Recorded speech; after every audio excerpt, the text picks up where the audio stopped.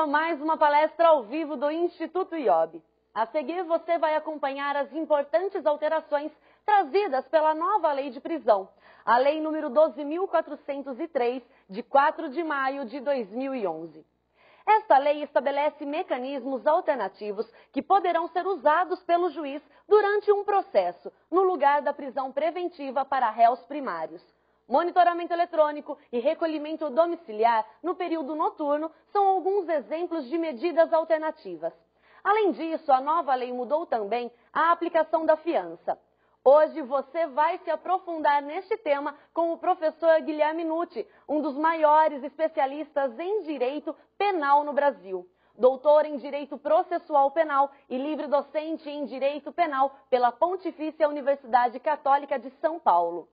Esta palestra será apresentada em 2 blocos de 25 minutos, com um intervalo entre eles de 10 minutos.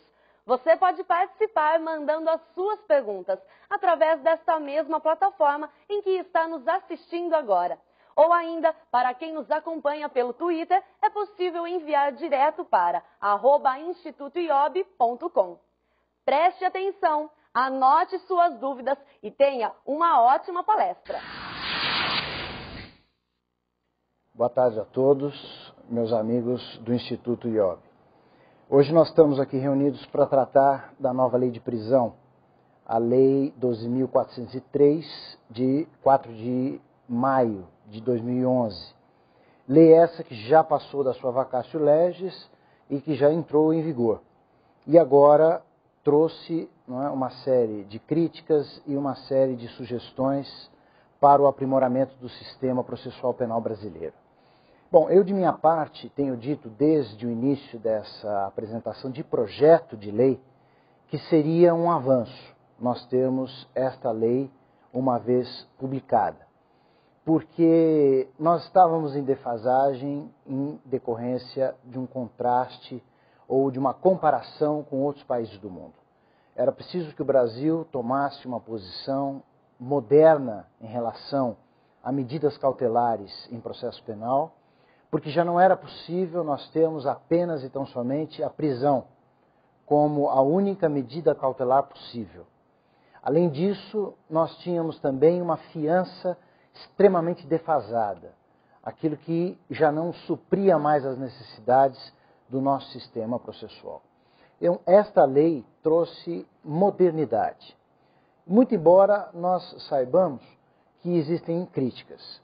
Essas críticas, nos últimos tempos, eu tenho acompanhado, chegam a ser até contundentes demais, dizendo que vários e vários presos serão libertados, que muitas pessoas que serão detidas em flagrantes por crimes graves serão colocadas em liberdade indevidamente.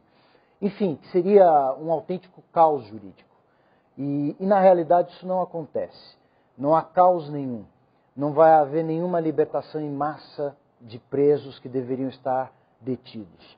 O que nós teremos, em verdade, é uma situação muito clara. Quem estava preso e não devia estar, deve ser colocado em liberdade. O que é mais do que óbvio pelos princípios constitucionais que nós temos no Brasil, presunção de inocência, ampla defesa, devido processo legal e tantos outros. Quem deve estar preso ou quem deverá ser preso, a prisão preventiva não foi alterada em absolutamente nada. A pessoa continuará a se submeter a uma prisão cautelar como antes. Então isso não mudou.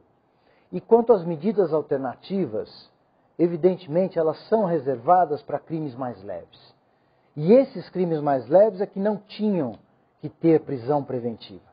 Muitas vezes o juiz, por falta de outros mecanismos, usava da prisão preventiva para qualquer tipo de delito e as cadeias ficavam superlotadas à toa, sem a menor necessidade.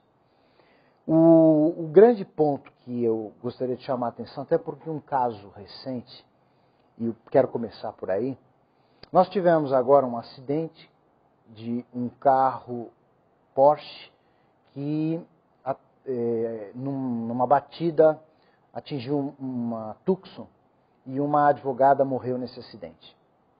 Pois bem, notícia nacional e o que mais nos interessa para o nosso ambiente. O autor dessa agressão, que foi hospitalizado, foi preso em flagrante, pagou a fiança de R$300 mil para sair da cadeia e responder o processo em liberdade. Isso é uma fiança histórica, uma fiança inédita no Brasil, uma fiança que merece aplauso, porque recompõe todo o sistema processual dos últimos 60 anos. Aqueles que disseram e dizem, e vocês aí de casa sabem que é assim, infelizmente, que esse indivíduo estaria preso não fosse a nova lei, mentem. Porque nós todos sabemos que sem fiança é cabível, e sempre foi cabível no Brasil, a liberdade provisória sem fiança. Para os crimes hediondos, por exemplo, que não cabe fiança, não pode pagar para sair, sai do mesmo jeito, só que com outras obrigações até menores, como comparecimento para justificar suas atividades.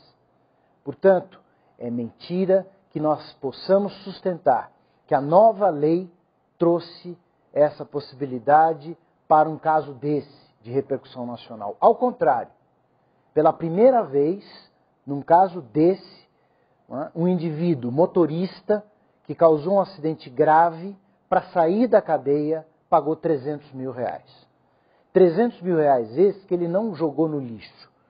Ele caucionou, ele entregou para o Estado e somente ele perderá esse dinheiro se não se apresentar no futuro para o cumprimento de uma eventual pena. Porque se ele for absolvido, ou se ele for condenado e se apresentar, ele recebe o dinheiro de volta com correção monetária. O que significa que o Brasil tem como caucionar, como garantir a presença das pessoas em juízo. Não é? E isso foi feito agora com a nova lei da fiança. Agora, se porventura ele fugir, evidentemente vai perder R$300 mil.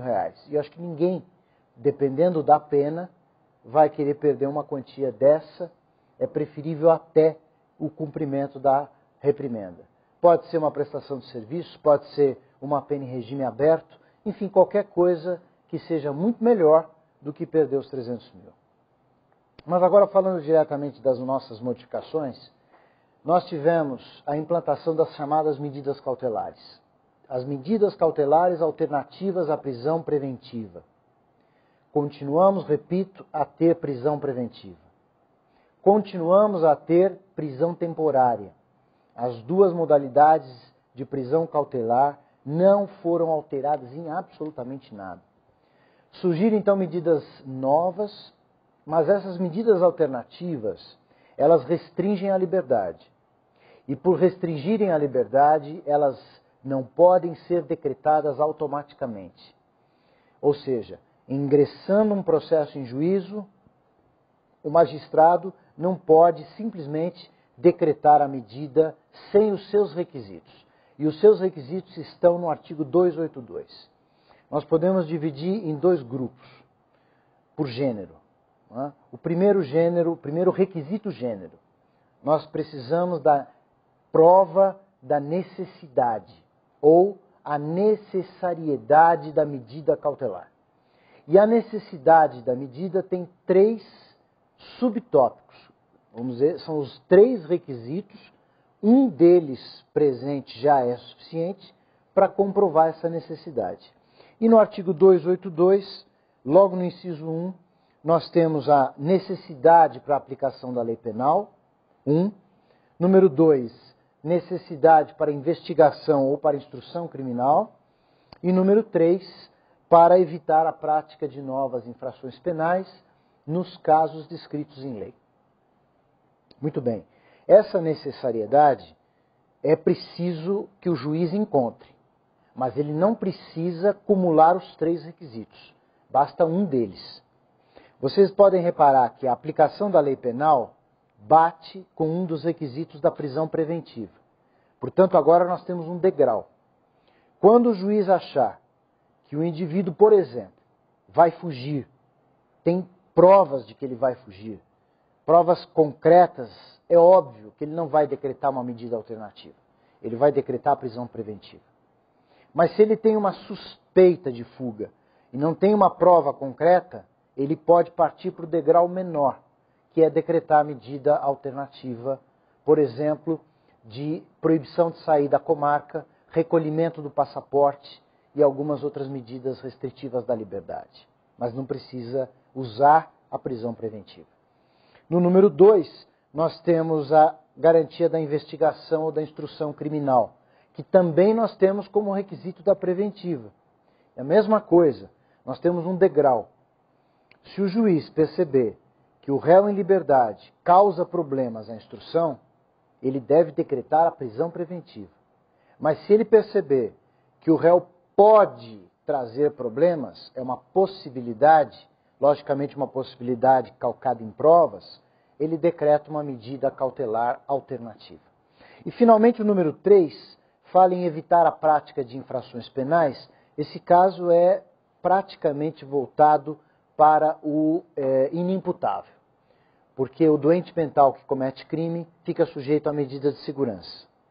Como nós tivemos a abolição das medidas de segurança em 1984, as medidas de segurança provisórias, elas não existem mais desde 84, então agora temos uma nova medida cautelar para essa situação, que está no artigo 319, vocês poderão encontrar no inciso 7, internação provisória do acusado nas hipóteses de crimes praticados com violência ou grave ameaça, quando os peritos concluírem ser a pessoa inimputável ou semi-imputável. Essa hipótese é importantíssima, porque nos dias de hoje, agora sim, nós temos uma arma para usar contra o doente mental que pratica crime grave e precisa ser recolhido antecipadamente. Hoje, então, nós temos a interdição provisória, o que não tínhamos antes dessa nova lei. Pois bem, eu falei em 2 requisitos genéricos. Né? O segundo requisito genérico é a adequação, ou adequabilidade. A adequação também tem 3 subtópicos. O primeiro deles, a gravidade do crime. O segundo deles, as circunstâncias do fato. E o terceiro deles, as condições pessoais do delinquente. Eu passei a chamar, assim que tomei conhecimento com esta redação, eu passei a chamar esse momento especial em que o juiz vai decretar uma medida cautelar, graças à redação da lei, de uma individualização da medida cautelar. Da mesma maneira que o juiz faz a individualização da pena, ele hoje vai fazer a individualização da medida cautelar. Porque ele levará em conta as condições pessoais do indiciado ou do acusado, o que ele faz também para aplicar a pena. Então, se é reincidente, se é primário, se tem antecedentes, boa conduta social, personalidade, tudo isso. Ele vai levar em conta as circunstâncias do fato, o que ele também leva no artigo 59 para a fixação da pena, e ele pode levar em consideração a gravidade do crime. Vamos nos concentrar um pouquinho na gravidade do crime e lembrar a vocês que isso é um dos tópicos da garantia da ordem pública para a decretação da prisão preventiva. Então, muitos juízes, dizendo que o crime é grave, acabam decretando a preventiva. Agora nós temos uma repetição desta situação para as medidas cautelares. Como é que nós vamos analisar? Nós vamos analisar exatamente como as anteriores, por degrau. Se o crime for muito grave, causando repercussão social, de âmbito nacional, alguma coisa que fique realmente chocante, o juiz parte para a prisão preventiva. Entretanto, se o crime for grave, mas não tanto, uma gravidade regional, uma gravidade local, alguma coisa que fique circunscrita a uma área, o juiz então decreta uma medida cautelar alternativa. Agora, cuidado. Quando se fala em gravidade do crime, está se falando em gravidade concreta do crime. Não se deve levar em conta a gravidade abstrata do crime. E o que é gravidade abstrata? A gravidade abstrata é aquilo que nós achamos que o crime é, mas nós todos, como sociedade, achamos abstratamente. Então você pode dizer, eu acho o crime de roubo grave, eu acho o estupro grave, E aí as opiniões vão variar. Alguns acham que esse crime é grave, outros acham que não. O importante não é achismo. O importante é que, concretamente, determinado roubo seja grave, pelas circunstâncias fáticas, porque os assaltantes ingressaram na casa, porque torturaram a vítima, porque deixaram sequelas. Isso é um roubo grave. Então nós temos que passar a distinguir roubos e roubos, furtos e furtos, para que se possa então aplicar a nova lei. Uma outra parte muito interessante é a seguinte: se nós pensarmos em comparar as medidas cautelares com a prisão temporária, vocês vão reparar o seguinte: para a prisão temporária não é necessária a prova da materialidade e dos indícios suficientes de autoria. Quando um delegado pede a temporária para o juiz e o juiz decreta por 5 dias, normalmente o delegado tem alguma coisa. Ele tem uma suspeita de autoria, ou ele tem só a materialidade, mas ele não tem normalmente os dois. E é justamente para isso que serve a temporária, para ajudar na investigação dentro da lei. Então o juiz decreta essa temporária, o delegado prende o sujeito suspeito por 5 dias, prorrogáveis, e aí ele consegue as provas. Bom, pergunta-se, é preciso prova da materialidade e dos indícios suficientes de autoria para as medidas cautelares alternativas na fase do inquérito? Quero crer que não. Por que não? Porque se o mais, que é a prisão temporária, pode ser decretado sem materialidade e sem prova suficiente de autoria, naturalmente o menos também pode. Porque isso não está escrito em lei. Essa é uma construção que nós vamos ter que fazer doutrinariamente e logo depois a sequência será a jurisprudência. Uma das coisas que eu gostaria de falar a vocês, muito interessante, nós tivemos a oportunidade ontem, numa sessão do Tribunal de Justiça, de decretar as primeiras medidas cautelares da lei nova, ao menos na minha Câmara. Tivemos 2 situações interessantes. Uma era de tráfico de entorpecente, sujeito primário, sem antecedentes, pouca quantidade de droga, mas foi autuado por tráfico de entorpecentes e não por uso.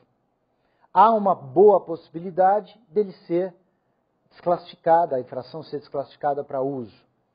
Há uma boa possibilidade de, no final, ainda que condenado, ele receba o redutor, né? E a pena caia para 1 ano e meio, 2 anos. Então o que nós fizemos? O juiz havia mantido o flagrante, né? Provavelmente já na égide da antiga lei, que ele simplesmente mantinha o flagrante, mas não convertia em preventiva. Quando chegou para nós o habeas corpus, em lugar de nós convertermos em preventiva, portanto, deliberando pela prisão, nós revogamos a preventiva e aplicamos medida alternativa de comparecimento mensal em juízo para a justificação das suas atividades. E numa outra sessão, num outro julgamento, nós tivemos a oportunidade de aplicar pela primeira vez já o disposto no recolhimento domiciliar. Não sei se vocês já perceberam, nós temos agora, aliás, recolhimento não é o termo correto, é prisão domiciliar. No artigo 318, há a possibilidade de se cumprir a prisão preventiva em casa. Mas quais situações? Situações excepcionais. Então, são as pessoas maiores de 80 anos, pessoas muito doentes, pessoas que sejam imprescindíveis para cuidar de crianças e gestantes a partir do 7º mês ou com problemas na gravidez. E o nosso caso de ontem era uma mãe, era uma pessoa que se envolveu também com tráfico de entorpecente e ela tinha 2 crianças com menos de 6 anos para criar. Juntou prova idônea disso, de não ter outra pessoa para cuidar dessas crianças, e a sua prisão preventiva, embora não tenha sido revogada por ser tráfico, converteu-se a prisão em domicílio. Quer dizer, ela saiu da cadeia e foi para sua casa por ser imprescindível para as suas crianças. Então essas são modificações, vejam, que nós aplicamos no dia a dia, podemos aplicar resultados já da lei nova.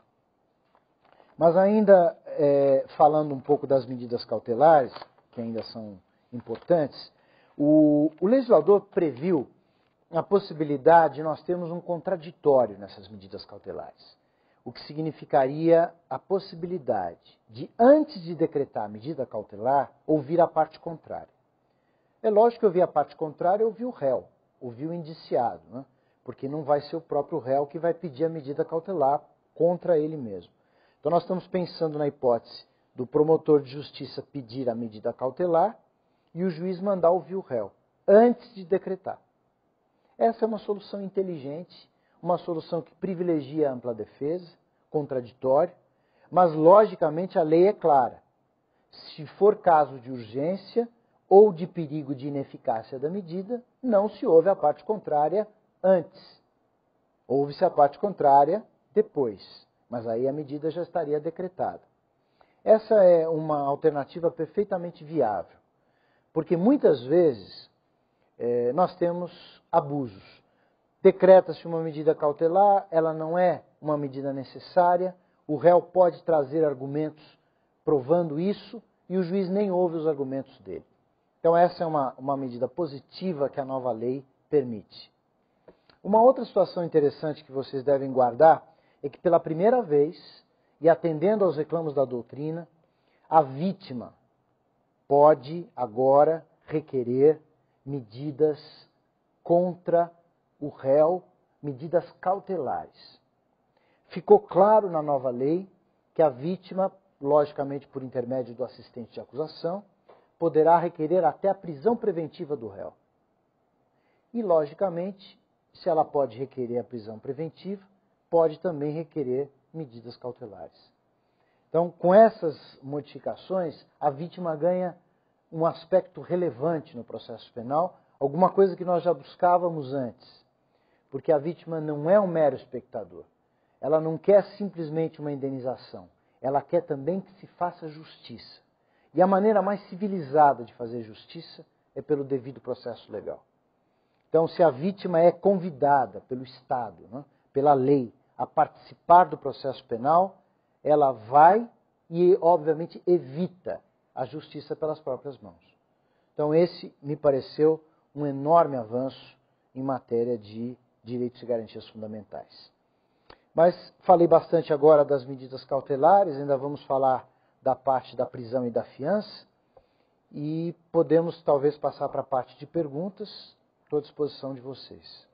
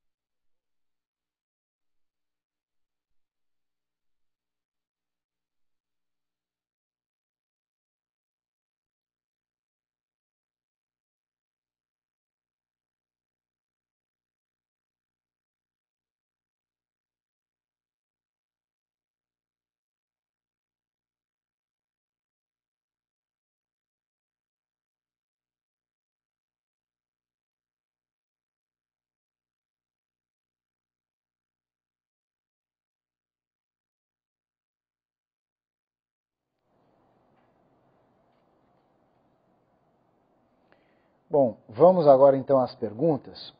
Eu tenho uma pergunta da Carolina, de Indaiatuba, e ela indaga o seguinte: se o artigo 318, inciso 1, ao dispor que o juiz poderá substituir a prisão preventiva pela domiciliar, quando o agente for maior de 80 anos, não conflitaria com a lei de execução penal, já que se fala em idade superior a 70 anos. Vamos tomar cuidado com o seguinte, Carolina. A lei de execução penal fala em maior de 70 anos para fim de cumprimento de regime de prisão aberta em domicílio, que é o que a gente costuma chamar hoje de prisão albergue domiciliar, a PAD. Então, para cumprir a PAD, em casos que deveriam ser excepcionais, quem tivesse mais de 70 poderia fazê-lo em casa. Só que hoje, todos nós sabemos no Brasil inteiro, que a PAD está muito longe de cumprir o artigo 117 da Lei de Execução Penal, que é onde tem esta previsão que só os maiores de 70 anos poderiam gozar desse benefício. Tendo em vista que na maior parte das comarcas, inclusive São Paulo capital, onde tem o maior número de presos cumprindo pena, nesses locais não há casa do albergado, todos os presos em regime aberto estão em PAD, prisão albergue domiciliar. Portanto, os maiores de 70, os menores de 70, enfim, todos. Dessa forma, nós não vamos ter confusão. Para efeito de prisão preventiva, que é outra fase do processo, a pessoa nem foi condenada ainda, só se admite a prisão preventiva em domicílio para maiores de 80 anos. Então as leis são separadas. Uma lei é de cumprimento de pena e a outra lei é de prisão preventiva no domicílio. Não haverá, a meu ver pelo menos, não haverá essa confusão. A outra pergunta do Carlos de Belo Horizonte, ele diz o seguinte: se ao ampliar a possibilidade de concessão da fiança pela autoridade policial, não se correria o risco de algumas arbitrariedades e abusos ferindo a ampla defesa. Ao contrário, se vocês pensarem bem, quanto mais a polícia, o delegado, tiver possibilidade de fixar a fiança e resolver o problema do preso ainda na delegacia, mais favorável à ampla defesa. É o contrário. Quem poderia reclamar disso seria uma acusação e uma acusação muito rígida. Porque do contrário, não. O fulano entra na delegacia preso em flagrante, o próprio delegado fixa a fiança, ele recolhe o valor e vai embora para casa, é muito mais favorável. Não precisa nem um advogado ingressar pedindo ao juiz. O próprio delegado resolveu o assunto. Se o delegado não fixar a fiança, a lei é clara, aliás, a lei não mudou. É a mesma de antes. Se o delegado, podendo fixar a fiança, não fixar, o próprio preso, por simples petição, ele mesmo apresenta ao juiz da comarca e o juiz, então, fixa a fiança. Logicamente, se nem o delegado fixar, nem o juiz, aí é constrangimento ilegal, cabe habeas corpus junto ao tribunal. Uma outra coisa que eu quero deixar claro a vocês, e é importante que nós desmistifiquemos, são as tolices que andam por aí. Uma delas, como que se pode aumentar tanto o valor da fiança assim, se não tem banco aberto 24 horas para recolher o valor? Ora, sempre se teve, desde que mundo é mundo processualmente falando, o livro da fiança. E sempre se pôde entregar esta fiança, esse valor, em mãos do escrivão, que fica obrigado a guardar esse dinheiro, até que o banco abra no dia seguinte e ele possa recolher o valor. Se você não puder confiar na polícia, entregando à polícia, um termo escrito que você entregou 50 mil reais em dinheiro, vamos supor, para o escrivão às 3 horas da manhã, e que no dia seguinte o problema é dele recolher ao banco, se nós não pudermos confiar na polícia, nós vamos confiar em quem? Quer dizer, se nós entregarmos 50 mil e ficarmos pensando, mas esse dinheiro vai sumir. Bom, isso é um absurdo. Quer dizer, é lógico que quem fala isso não tem prática e não sabe que existe a possibilidade de se recolher diretamente ali na hora e sair livre da delegacia. Agora, o que o policial faz com o dinheiro é da sua atribuição. que é, obviamente, recolher ao Estado. Se ele não fizer, ele se torna criminoso de desviar dinheiro público. Então não se preocupem com isso, o valor da fiança será recolhido a qualquer hora. Então nós temos agora um intervalinho, voltamos depois para continuar a nossa aula de hoje.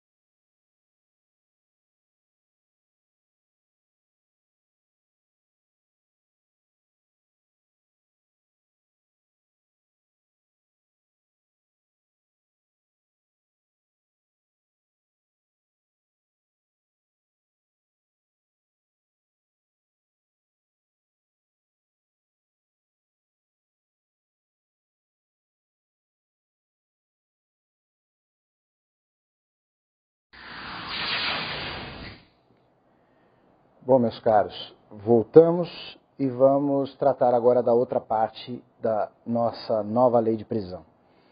O que eu falava a vocês ainda de medidas cautelares, faltou um aspecto interessante. O legislador passou a considerar nessa lei a prisão preventiva oficialmente como a última ratio do processo, a última opção, a última cartada possível para que o juiz utilize alguma medida coercitiva.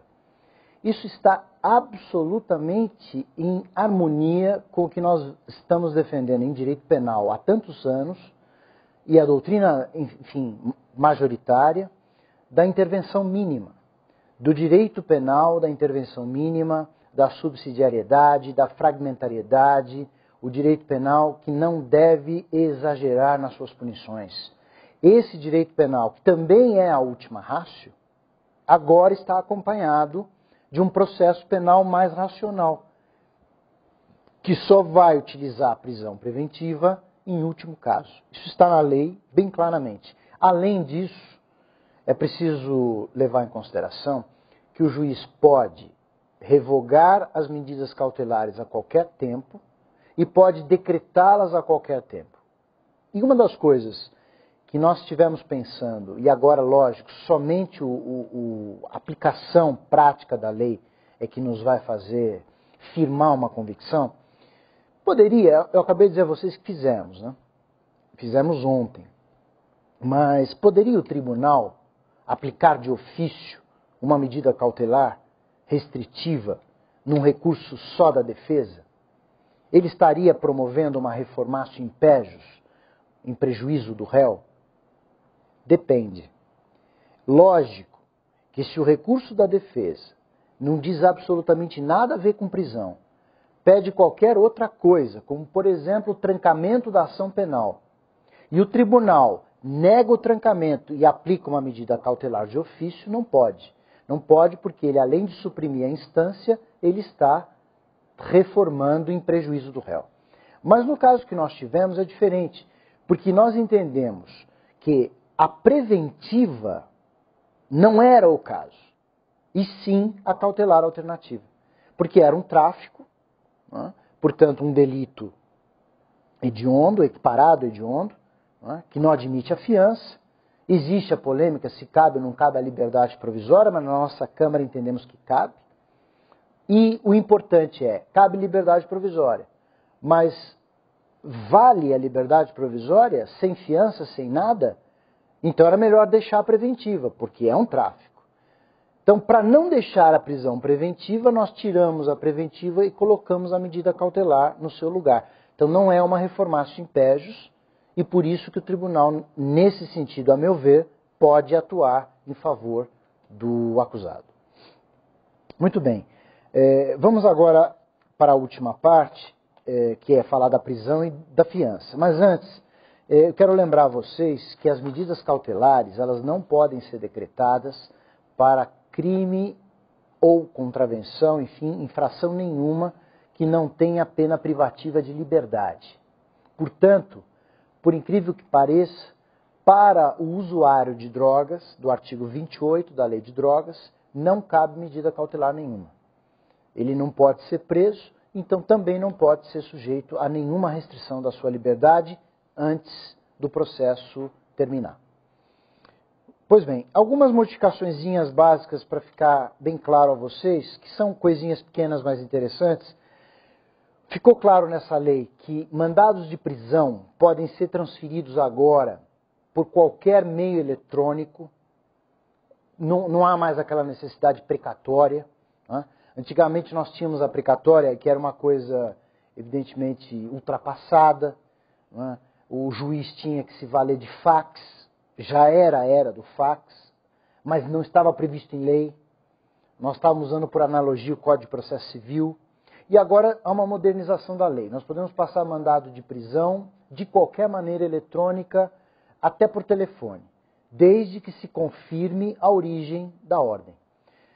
A maior parte dos magistrados hoje trabalha já com a assinatura digital. E agora os processos serão digitalizados em todos os tribunais do Brasil. Inclusive os de Brasília já estão assim.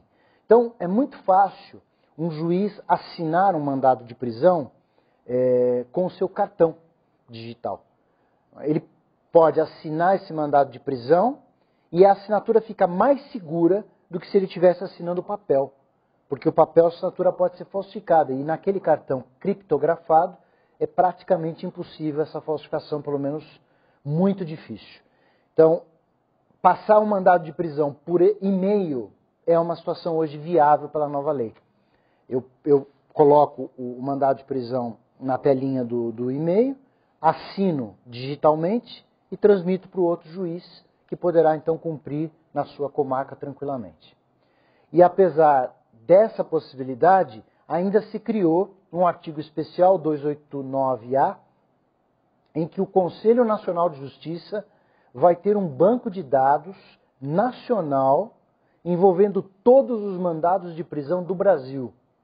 O que significaria, portanto, que o policial do Amazonas, encontrando um réu foragido do Rio Grande do Sul, ele poderia dar voz de prisão. Porque basta ele ir na central ali da delegacia dele, puxa o cadastro do CNJ, vai encontrar o mandado de prisão contra o sujeito e prende em Manaus o que é procurado em Porto Alegre. Aliás, isso é que qualquer nação civilizada faz, porque senão não temos mais condições de prosperar contra o crime organizado. O Brasil era um país, e vocês sabem muito bem disso, que o fulano tinha quantos RGs ele queria, porque o RG era estadual. Depois ele era procurado no Rio de Janeiro e em São Paulo ninguém sabia disso, porque não havia comunicação sistêmica. Então essa é uma das situações que nós pretendemos evitar com a concentração de dados num único banco em Brasília. Muito bem, outra situação interessante que a lei trouxe, quando um réu estiver numa outra comarca preso, quem tem a obrigação de trazê-lo para julgamento? Antes da nova lei, era uma briga. Imagine que eu peço mandado de prisão em São Paulo e a pessoa seja encontrada em Salvador e presa lá. Qual é o juiz que tem a obrigação de mandar o réu para responder em São Paulo? O juiz de São Paulo manda buscar ou o juiz de Salvador manda trazer? Enfim, qual o juiz responsável?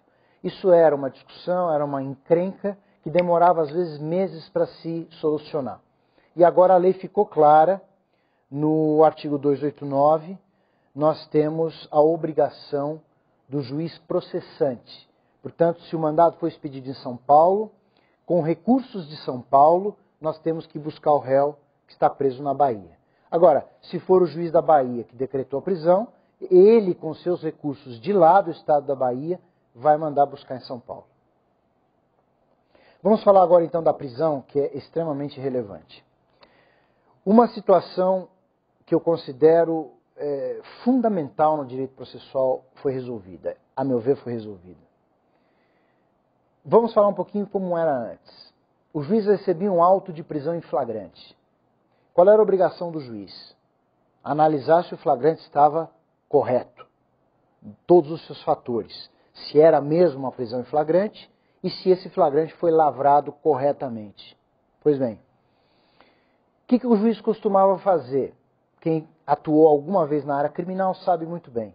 Ele costumava colocar aquele despachinho, que era um despacho que eu sempre considerei equivocado, mas ele colocava lá, flagrante formalmente em ordem. Aguarde-se a vinda dos autos principais, que é o inquérito. E acabou. Quer dizer, ele mantinha a prisão em flagrante porque ele considerava a prisão legal. Mas ele não tomava outra providência. Se o réu, por exemplo, merecesse liberdade provisória, tinha que o advogado peticionar, porque senão o juiz não fazia nada. Já era obrigação do juiz controlar a prisão nesse sentido. Mas os juízes, como não estava expresso em lei, ficavam quietos. Então, o que nós tínhamos no Brasil que era uma verdadeira... Esta era a vergonha que nós estamos querendo agora corrigir com a nova lei, e é isso que pode implicar na soltura de várias pessoas. A vergonha era de um sujeito primário, sem antecedentes, que furtou um saco de arroz, não sei aonde, de supermercado, ser preso em flagrante, o juiz põe flagrante em ordem. E o indivíduo que não tem advogado, é pobre, fica esquecido no cárcere. A prisão em flagrante dele por furto simples praticamente vira uma prisão preventiva camuflada. E ninguém mais lembra desse sujeito escondido ali no cárcere. Isso é um absurdo, porque a lei nunca falou isso. Prisão é exceção, a liberdade é a regra. Isso é que nós aprendemos em direito constitucional processual penal. Essa é uma situação equivocada. E agora o juiz não vai poder mais fazer isso, porque ele tem apenas 3 alternativas expressamente em lei. Recebidos os autos do flagrante, que o delegado lavrou em 24 horas, o juiz, diz a lei, imediatamente tem que resolver a situação do réu, do indiciado, no caso. Primeira alternativa, se a prisão for ilegal, qualquer aspecto de ilegalidade, ele deve relaxar o flagrante. Relaxar o flagrante significa dizer, é ilegal. Se é ilegal, não vale. Se não vale, espécie alvará de soltura. Então, o indivíduo vai para a rua, sem condição nenhuma, sem pagar nada. Ele vai para a rua por quê? Porque ele foi preso ilegalmente. Primeira hipótese. Segunda hipótese, o flagrante é legal, é correto. O que o juiz pode fazer? O juiz pode verificar que estão presentes os requisitos da prisão preventiva, do artigo 312, que não mudou. Garantia da ordem pública, conveniência da instrução, assegurar a lei penal, que você já conhece do 312. Em lugar de ele manter a prisão em flagrante, ele vai converter a prisão em flagrante em preventiva.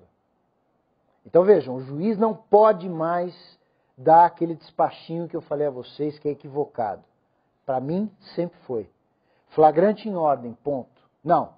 Ele pode até colocar flagrante em ordem, mas ele vai ter que continuar. Converto a prisão em flagrante em prisão preventiva por causa disso, disso, disso, disso. Essa é a obrigação dele. Se ele não fizer isso, ele estará incidindo em abuso de autoridade.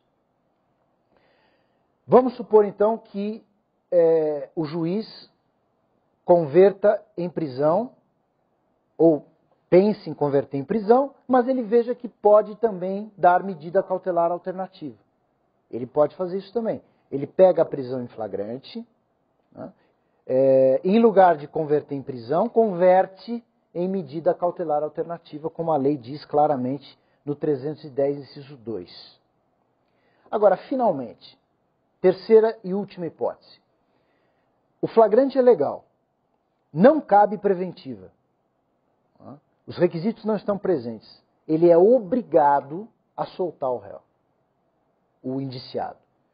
Ou ele solta com fiança, ou ele solta sem fiança. Se o crime é afiançável, ele fixa a fiança, o sujeito paga e sai. Se ele é inafiançável, ele solta do mesmo jeito, com outras obrigações, mas solta do mesmo jeito. Por isso eu vou repetir a história da batida. Fulano bateu o carro, matou outra pessoa. Está em jogo discutir se isso é dolo eventual ou é culpa consciente. Ou é um homicídio culposo ou é um homicídio doloso simples. Em ambas as formas, é um crime afiançável. Pela nova lei, flagrante é legal? É. Precisa de prisão preventiva para isso? Por quê? Qual é a garantia da ordem pública de soltar o sujeito que bateu o carro? Se o sujeito que bateu o carro é mais perigoso do que o outro que mata uma pessoa de propósito, pega um revólver e dá 10 tiros, então nós vamos inverter a ordem das coisas no mundo. Porque por mais que nós defendamos que esse sujeito foi imprudente e até assumiu o risco de matar, ele não é potencialmente perigoso para a sociedade a ponto de sair matando pessoas a tiros na rua. Então não é caso de preventiva. Se não é caso de preventiva, o juiz do caso agiu absolutamente dentro da lei. Fixou uma fiança, de acordo com a capacidade econômica do indivíduo, e ele saiu para responder o processo em liberdade. É exatamente o que se espera que todos os magistrados façam a partir de agora. Então, aos advogados em geral, o que eu tenho recomendado? Prestem bem atenção, porque não há mais possibilidade de nós aturarmos a situação de prisão em ordem, ponto. O juiz tem que fundamentar a prisão e é obrigado a convertê-la em prisão preventiva. Do contrário, rua. Prisão sem a conversão não existe mais. Uma outra situação que continua valendo é que não cabe prisão preventiva, por óbvio, já existia, continua, para todos os casos de suspeita de prática da infração sob excludente de ilicitude. Se o indivíduo matou o bandido que entrou na casa dele, há uma forte ideia de legítima defesa. Então, o juiz pode colocar essa pessoa na rua sem fixar fiança, liberdade provisória, sem outros ônus. E o que é absolutamente correto, porque há uma forte evidência de que não é crime. Muito bem. Já falei a vocês que agora a vítima pode pedir a prisão preventiva, o que não podia. Né? E, finalmente, o que o 312 mudou? No caput não mudou nada, mas ele acrescentou um parágrafo único, em que diz que a prisão preventiva pode ser decretada em caso de descumprimento das medidas cautelares alternativas. Aqui nós vamos ter uma batalha. A batalha, já vou antecipar a vocês, que é a grande controvérsia da lei. Eu defendo, já vou antecipando isso, que pela sistemática da nova lei, pela mentalidade, por todo o conjunto das suas normas, essa lei prevê o seguinte: prisão é uma exceção, mas a prisão é necessária quando a pessoa não cumprir aquilo que o juiz determina. Então, eu confio no sujeito, dou uma medida cautelar alternativa e mando que ele vá ao fórum todos os meses assinar o livro e justificar o que ele anda fazendo na vida. Ele não aparece no fórum. Ele não dá a menor bola para o que eu escrevi, pela ordem que eu dei. Qual é a sistemática? Prisão preventiva. Então, a prisão é a última ratio, lembre-se. É a última opção, mas ela é uma opção. Então, na minha visão, sob qualquer aspecto, em qualquer crime, se fixada a medida cautelar, ela não for cumprida, cabe a decretação da prisão preventiva. Agora, vai surgir polêmica por quê? Porque o artigo 313, inciso 1, diz que só pode decretar preventiva para crimes dolosos cuja pena privativa de liberdade máxima for superior a 4 anos. Se nós interpretarmos isso literalmente, teríamos o seguinte: furto simples, pena máxima é 4 anos. Tá? Então não cabe prisão preventiva para furto simples. Agora, e se o juiz der para esse furtador medida cautelar alternativa, que cabe? E se esse indivíduo não cumprir a medida cautelar alternativa? Veja, ele não recebeu prisão preventiva originária. Ele recebeu cautelar alternativa. Mas ele não cumpre a cautelar. O que nós podemos fazer? Pedir de joelhos? É lógico que o sistema fica absolutamente desacreditado se o juiz não puder converter a medida cautelar em prisão preventiva. Então a ideia da lei é essa. Eu não posso decretar preventiva para o furtador ou para aquele que é receptador sem antes passar pela medida cautelar alternativa. Mas se passar e ele não cumprir, converte em prisão. É a minha posição. Mas eu tenho absoluta certeza que muitos, aliás, os advogados com razão, vão sustentar que numa apreciação literal do 313, inciso 1, todos os casos de crimes cuja pena máxima seja inferior a 4 anos não poderão ter prisão preventiva de jeito nenhum, nem que tiver a infringência da medida cautelar. Logicamente que vocês sabem, quem vai decidir isso em último grau são os tribunais. A briga na doutrina já começou.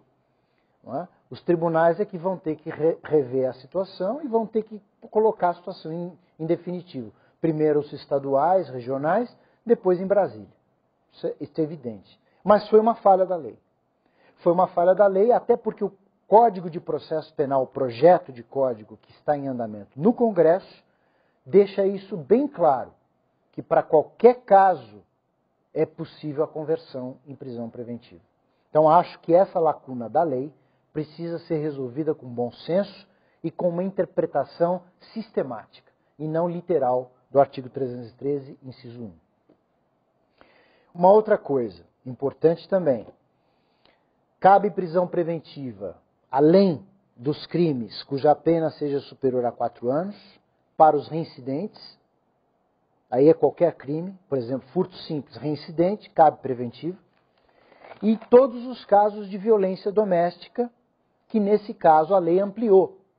Não é só violência doméstica contra a mulher, é violência contra a criança, adolescente, idoso, enfermo e pessoa deficiente.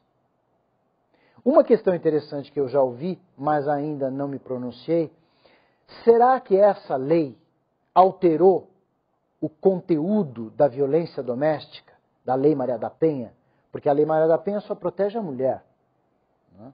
E será que agora, com esta lei dizendo que cabe preventiva para violência doméstica de criança, adolescente, idoso, enfermo e deficiente, será que agora o contexto de violência doméstica é maior? Essa é uma questão interessante, sobre a qual ainda merece uma boa reflexão para que a gente possa formar uma opinião. De toda forma, prisão preventiva cabe. Agora, essa prisão preventiva é uma prisão utilitária. É uma prisão que nós devemos decretar para executar as medidas protetivas de urgência. Do contrário, vira barbaridade. Imaginem, o marido ameaçou a mulher ou ameaçou o filho.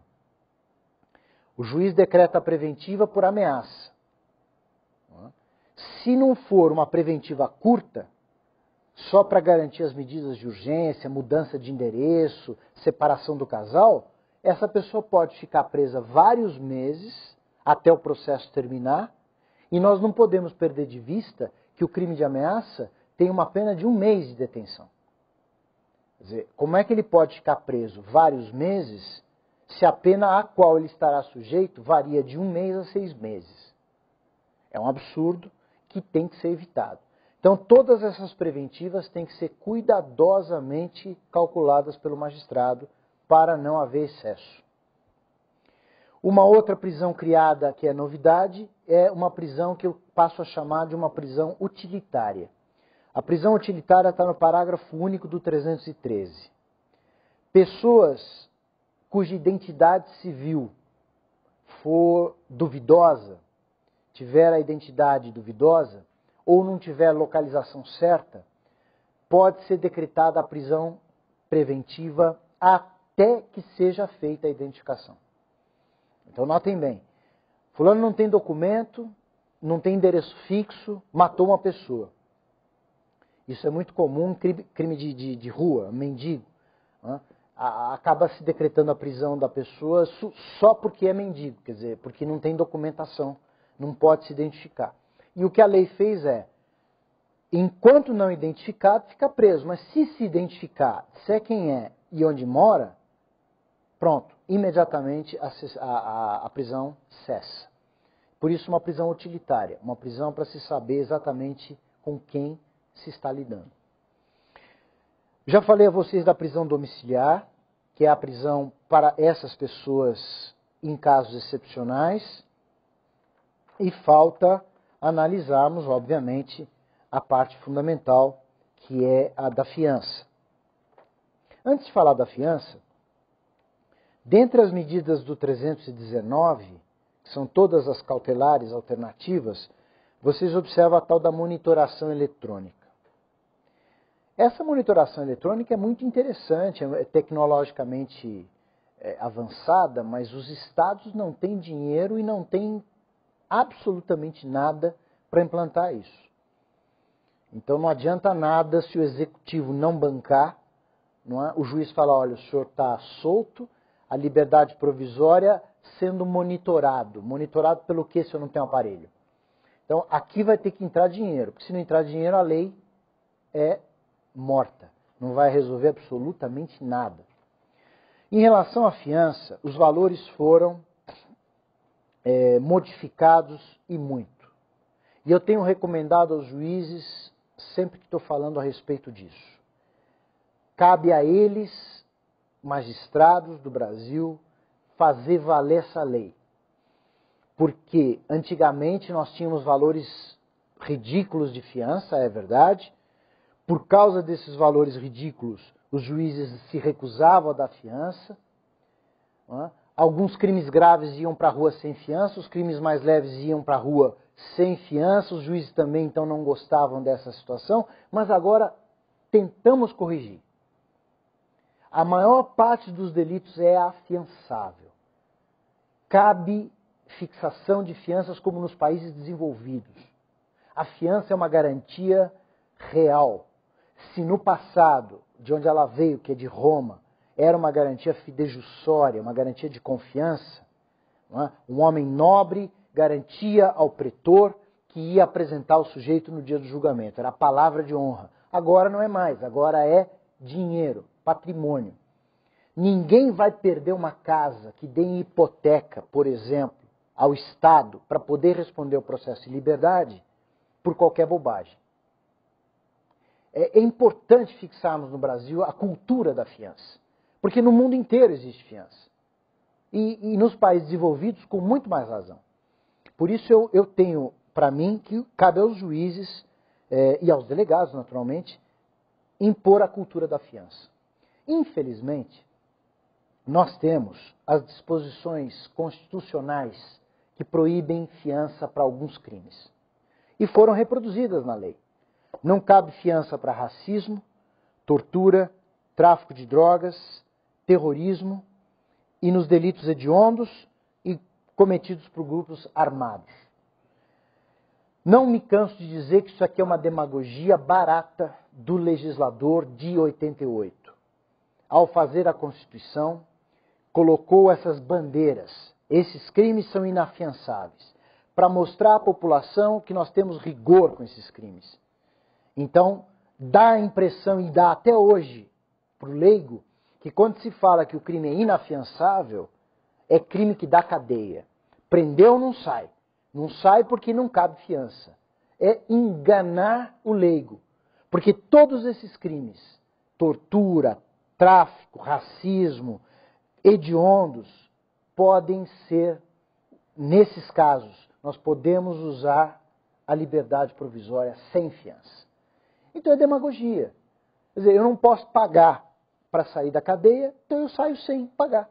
E o crime, às vezes, é muito mais grave do que o outro delito que o sujeito paga para sair. Infelizmente, isso aqui nós não podemos resolver. Os crimes inafiançáveis que estão na Constituição, temos que respeitar.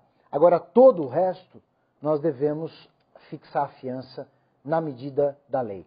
E as fianças, como eu disse a vocês, elas são bastante altas.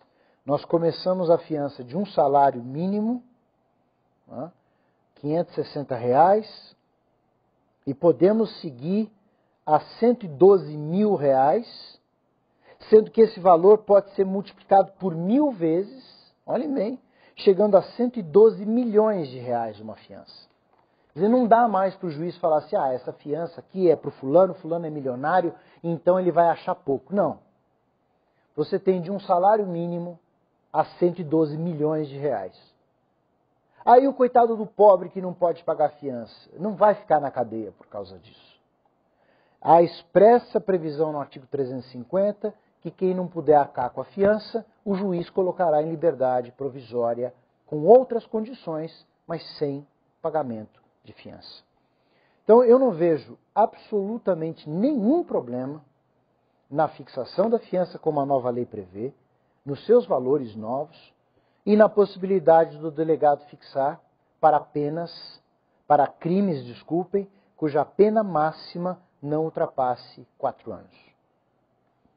Se ultrapassar, cabe então ao magistrado. Mas de qualquer maneira, é muito mais valioso manter o indivíduo fixo no distrito da culpa por causa da fiança do que ele solto, sem pagar um tostão, podendo fugir a qualquer hora para onde ele quiser.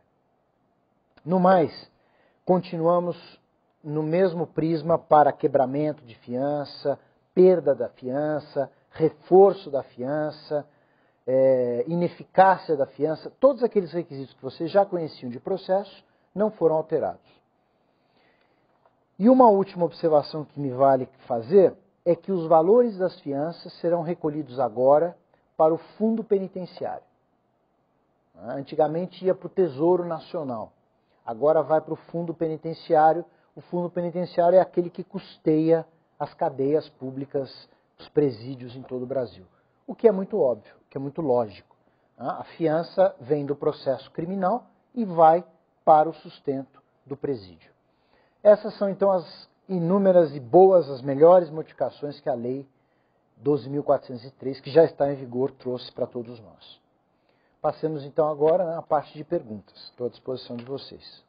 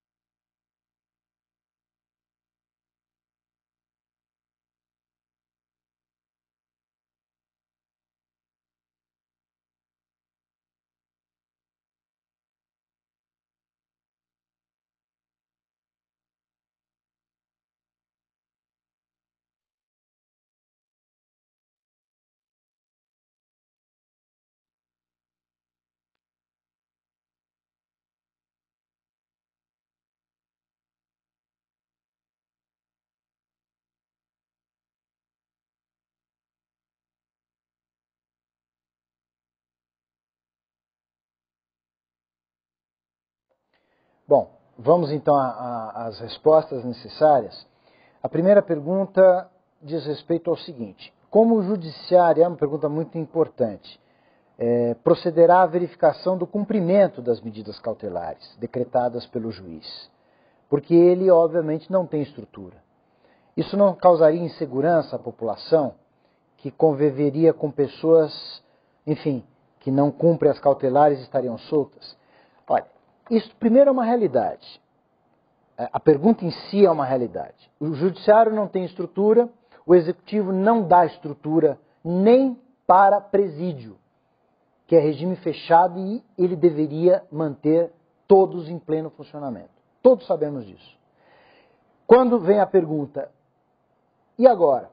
Né? Se a gente já não fiscaliza nem cumprimento de pena, como é que nós vamos fiscalizar medidas cautelares alternativas à prisão? Bom, aí eu diria a vocês o seguinte: se nem no cumprimento da pena o indivíduo está condenado, precisa responder à sociedade pelo que fez, é culpado da infração penal. Se o Estado não se preocupa em fiscalizar aquilo que ele impõe, é lógico que pode acontecer o mesmo na fase do processo. Só que não vamos nos esquecer que na fase do processo o réu ainda é inocente, até prova em contrário. Então, na minha visão, menos mal. Quer dizer, não fiscalizar um inocente é menos mal do que não fiscalizar um culpado. Isso é questão de vergonha. Além de vergonha, de um mínimo de decência no Brasil. Porque não cabe aos juízes, cabe ao Estado executivo. É o governo estadual, o governo federal, que tem que suprir essa falha. Não culpem os juízes, não culpem promotores, não culpem advogados, porque não temos absolutamente nada a ver com isso. A sociedade precisa saber que se essas medidas cautelares não forem fiscalizadas, a culpa é do Estado, e aí, na hora de falar em segurança, para eleger A, B, C, D, ou F, G, H, é preciso pensar o que o senhor fez para garantir a fiscalização das medidas cautelares. O que o senhor fez para garantir a fiscalização das penas? Então, eu não me preocupo com essa questão só por uma razão. Porque é o Estado brasileiro. Eu tenho que me preocupar com muito mais que isso. Tá? Então, lógico que pode acontecer. A gente espera que não. Até porque quem é inocente, quem responde a processo, tem mais medo do que quem já é culpado. Eu acho que quem responde a processo não quer ir para a cadeia de jeito nenhum, porque ele tem a esperança de ser absolvido. Creio eu que ele vai cumprir a medida espontaneamente. Agora, se não cumprir, paciência, vai ser por sorte. Um ou outro nós vamos conseguir pegar e outros não. Em relação à decretação da prisão domiciliar por doença grave, a melhor clínica do acusado por si só poderá ensejar na revogação da medida? Não entendi bem. Pode ser que se queira dizer se a doença grave poderia ter algum parecer de uma clínica particular, ou se a gente poderia colocar essa pessoa numa clínica particular. Me parece que sim. O importante é o seguinte, não vamos esquecer que prisão domiciliar não é uma prisão autônoma. Prisão domiciliar é prisão preventiva. Prisão preventiva que se cumpre em domicílio. Tá? Agora, se puder cumprir numa clínica particular, que se cumpra, dá na mesma. Domicílio ou clínica particular. Então, nesse aspecto, se for essa a questão, não vejo problema nenhum. Mas não percamos de vista isto. Tá? A prisão domiciliar é uma prisão preventiva. Uma outra questão diz respeito ao parágrafo único do 310. Se o agente praticou o fato amparado por excludente de ilicitude, não seria o caso de deixá-lo aguardando o processo em liberdade sem nenhuma condição? Boa pergunta. E se no curso do processo essa excludente não for confirmada, poderia aplicar alguma medida ou até decretar a preventiva? Tudo é possível. Tudo é possível. Primeiro, a ideia do indivíduo acusado da prática de um crime com suspeita de uma legítima defesa ter liberdade provisória sem pagar fiança é uma ideia razoável, porque ele foi preso em flagrante, bem ou mal. Se ele foi preso em flagrante, o crime está ali evidente para toda a sociedade ver. A matou B. Todo mundo viu isso. Então, para não haver uma pura libertação, é que o legislador falou, olha, liberte-se com liberdade provisória, sem pagar nada, sem medida cautelar, apenas com a obrigação de comparecer quando for chamado. O que é o mínimo para quem responde a um processo e foi, bem ou mal, preso em flagrante delito. É uma cautela. Dos males o menor. Agora, lógico que a sua pergunta está clara. Se durante o processo se verificar que não houve legítima defesa, coisa nenhuma. O juiz perceber que o réu está ameaçando testemunhas e qualquer coisa mudar, tanto podem entrar medidas cautelares, como pode entrar também a prisão preventiva, sem dúvida nenhuma. E a outra questão diz respeito à homogeneidade das cautelares, aliado ao princípio da proporcionalidade. Né? Se há essa possibilidade de análise. Acho que sim, acho que nós temos que ter a proporcionalidade dentro até da adequação que a lei exige. As medidas cautelares precisam ser proporcionalmente aplicadas conforme a gravidade do crime. Há crimes mais graves, há crimes mais leves, há medidas cautelares mais severas, medidas cautelares menos severas, há a possibilidade de cumulação de medidas cautelares ou aplicação de uma única. Tudo isso o juiz deve analisar no caso concreto. Bom, meus amigos, terminadas as perguntas, terminado o nosso encontro de hoje, eu agradeço a participação de vocês em casa, a oportunidade que me foi dada de estar com vocês, e até a próxima, se Deus quiser. Você acabou de acompanhar o professor Guilherme Nucci na palestra sobre a Lei número 12.403, de 4 de maio de 2011. Espero que tenha aproveitado o conteúdo. Boa sorte nas provas e até a próxima!